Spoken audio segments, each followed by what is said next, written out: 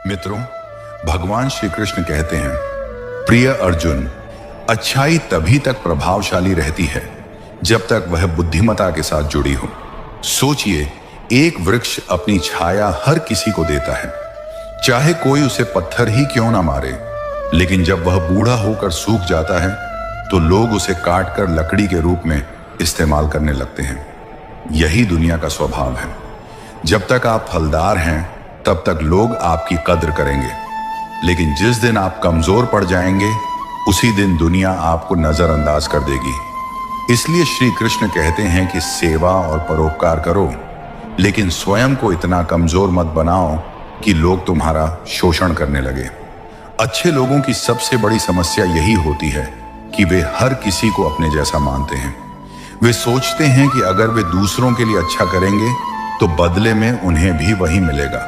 लेकिन जीवन का सच इससे बहुत अलग है।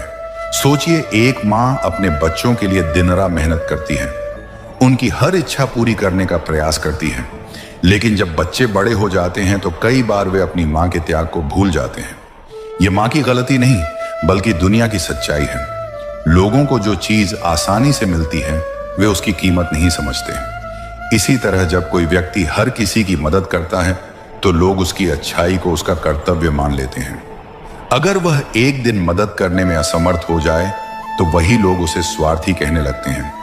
यह संसार उपकार को जल्दी भूल जाता है, लेकिन अपमान को हमेशा याद रखता है। श्री कृष्ण हमें यह भी सिखाते हैं कि दूसरों के लिए शुभ कामनाएं देने से हमारा मन और अधिक शांत होता है। जब हम किसी की सफलता पर खुश होना सीख जाते हैं तो हमारी सोच का दायरा बढ़ जाता है।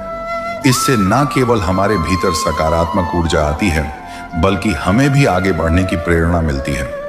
जो व्यक्ति अपने मन को नियंत्रित कर लेता है वह जीवन में किसी भी परिस्थिति में सफल हो सकता है। सच्चा आनंद तब मिलता है जब हम अपने जीवन को उद्देश्यपूर्ण बनाते हैं।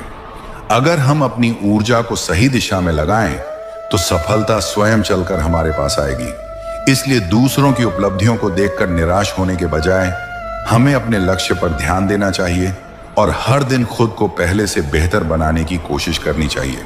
मित्रों, कमेंट में जरूर बताइए कि आपको आज का प्रसंग कैसा लगा।